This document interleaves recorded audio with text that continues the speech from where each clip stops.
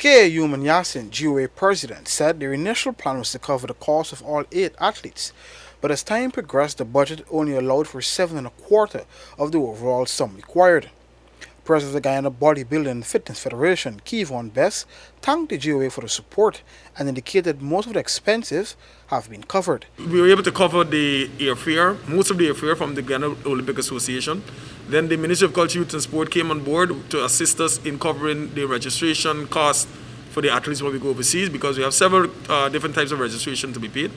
Among those is the athletes registration, each athlete registration, then the registration of the Guyana Bodybuilding Federation, then the anti-doping registration. So there's several registrations to be paid. So we're a bit short, but I am certain that with what we've received already, that we're almost probably about 90% to being fully ready for El Salvador. The outstanding cost, it might be in the area of another $200,000 to $300,000. Yeah, right. But most that we've received, and that's what I'm saying, we've already been covered like about 90%. Because when you consider the airfare for the 7 Guyanese-based athletes, for myself and for the manager, that's 9 airfare. So, and that's been covered. And then the registration cost, the registration fees alone is running up into the region of about $2,000.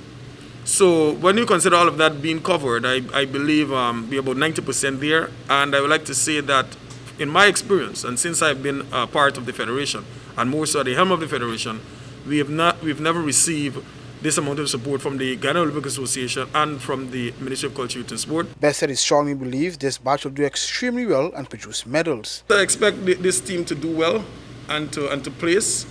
And hopefully when we return to Guyana, we have a lot of silverware and goldware to present to the people of Guyana and to make our sponsors and the Guyanese proud of our performance. The athletes also expressed confidence they can represent the country well. On paper, we have a very good team.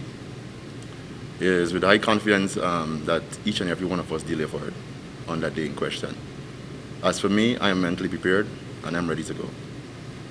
And I would love to say now that I hope that each and every one of you in here share similar sentiments. This prep has definitely been the most taxing of mine so far, but I think I've done the best that I could, and I'm hoping that my teammates as well have, and I'm excited to represent Guyana on this stage. The contingent is scheduled to depart on August 10 and 12 in 2 groups to be part of the 48th annual CAC Bodybuilding and Fitness Championships.